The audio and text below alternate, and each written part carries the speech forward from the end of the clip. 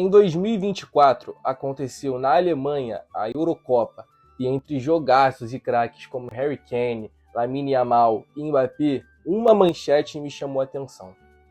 Torcedores com camisas falsas podem ser multados na Alemanha. Exatamente isso que você leu. Eu aposto que você tem ou já teve alguma camisa pirata em casa. Agora imagina você ir com ela para o estádio torcer e voltar com uma multa de até 26 mil reais para casa. É completamente absurdo, mas sempre vai ter gente para defender esse tipo de coisa.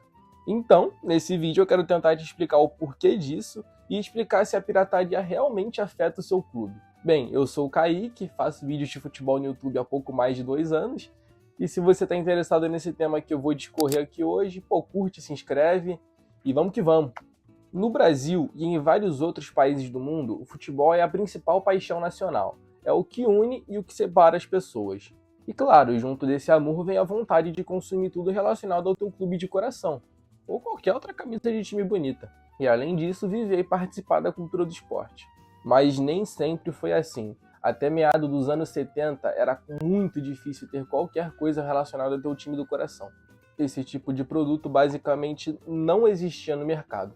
E as pessoas basicamente se contentavam em ir para o estádio com a roupa do dia a dia. Foi então que, vendo um mercado bilionário e inexplorado, o Leeds United, em 1973, criou a primeira camisa de time disponível para os fãs na história.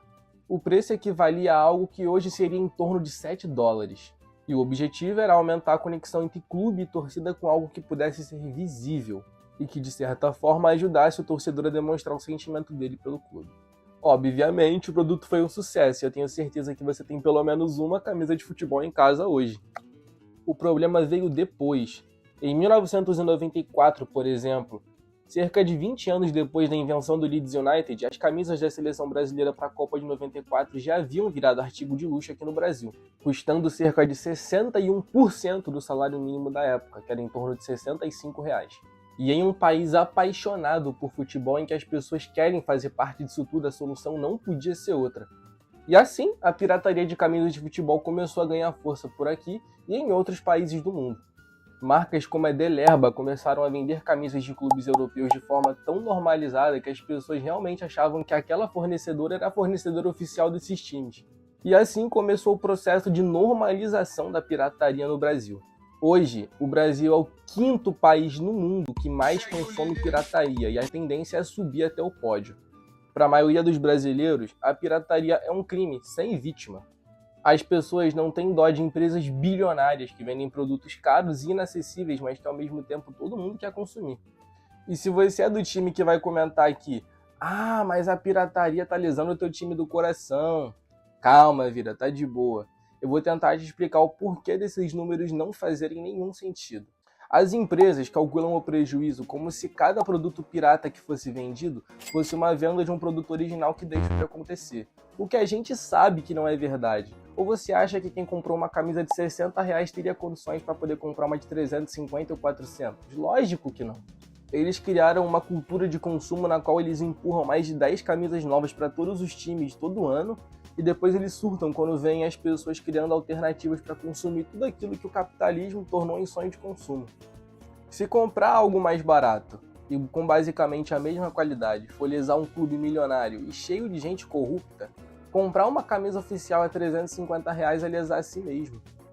Então não pense que você é mais torcedor do que alguém só porque você compra uma camisa original. Cada um demonstra o amor pelo clube como pode e com o que pode.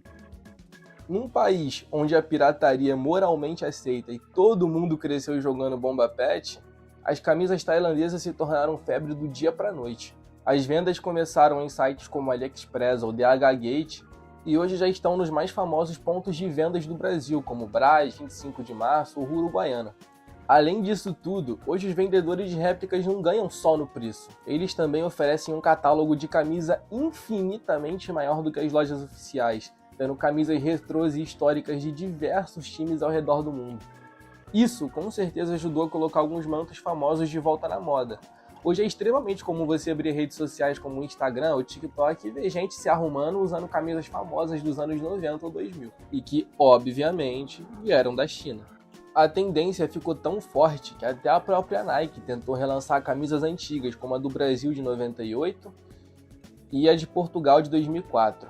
A Adidas também entrou na mesma, relançando camisas de Real Madrid e Newcastle antigas. Mas agora já era tarde demais, não dá para competir com os chineses. O termo, abre aspas, vou esperar as crianças tailandesas trabalharem, se tornou um dos mais falados quando um time anuncia uma nova camisa. E não à toa, hoje, a cada 10 camisas vendidas no Brasil, 4 são falsificadas. E eu tenho certeza que na real o número é bem maior que isso. E não vai achando que a pirataria só domina aqui porque a gente é um país de terceiro mundo, não. A pirataria começou a conquistar até os europeus, onde a diferença de preço entre as camisas originais e falsas é ainda maior. Na Inglaterra, por exemplo, uma camisa de time versão jogador customizada pode chegar a custar até 150 libras, o que convertendo daria mais de R$1.000.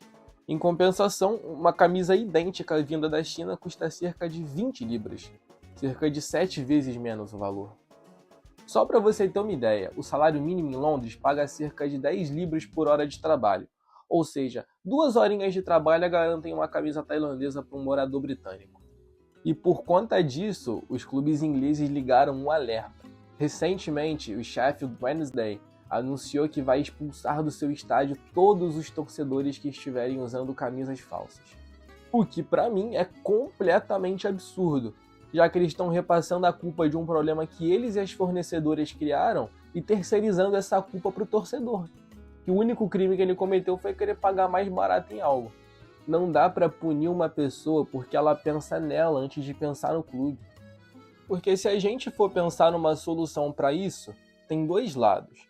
O que eles querem e o que a gente quer. Porque a gente quer camisas bonitas e acessíveis. E o que eles oferecem pra gente? Camisas inferiores à versão torcedor, que já é inferior à versão jogador. Com uma qualidade péssima e claramente mais simples. E não é barato não, tá? Eles oferecem esse tipo de camiseta por R$200. Obviamente ninguém vai comprar isso, ninguém. Eles imploram de joelhos, pirataria, por favor, continue. É a única explicação que eu tenho na minha cabeça. De todos os clubes do Brasil, na minha opinião, o único que combateu a pirataria de forma eficaz foi o Fortaleza em 2019. Nesse ano, o Fortaleza criou a camisa Pop, vendida por R$59 por camelôs e ambulantes. E com um detalhe genial, quem entregasse a sua camisa falsa para o ambulante ainda ia ganhar R$10 de desconto, ou seja, você ia poder comprar uma camisa oficial do teu clube de coração por R$49. É um bom negócio, não é? Isso é democratizar o futebol. O futebol é um esporte democrático, sempre foi e sempre vai ser. E eles não podem tirar do torcedor, que é quem realmente faz o espetáculo acontecer, o direito de consumir o esporte.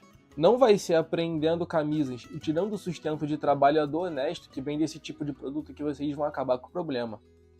E claro, para testar o olhar de você que está aí me assistindo, esse vídeo foi gravado usando várias camisas falsas, originais, enfim, se você prestou atenção, quero que você comenta qual camisa que é falsa e qual camisa que é original. Eu vou responder e vou fixar quem comentar da forma correta. Mas e você? O que você acha da pirataria? Você compra camisa falsa? Você compra camisa original? Você acha que isso é lesar o clube? Você acha que as pessoas têm que comprar camisa falsa mesmo e é direito delas? Comenta aí o que você acha, vamos começar esse debate, vamos debater esse assunto que eu acho muito interessante. E se você assistiu o vídeo até aqui, eu queria pedir encarecidamente que você curta, se inscreva, liga o sininho para não perder nenhum dos próximos vídeos, logo mais teremos mais coisas legais para você assistir por aqui. E é isso, minha rapaziada. Viva o futebol, viva as camisas de time, que eu tenho bastante. Aqui tem muita, tem caixa, tem sacola cheia. E é isso que é a vida de um apaixonado por futebol, minha rapaziada. E eu te vejo por aí. Tamo junto, um abraço e um beijo. Valeu!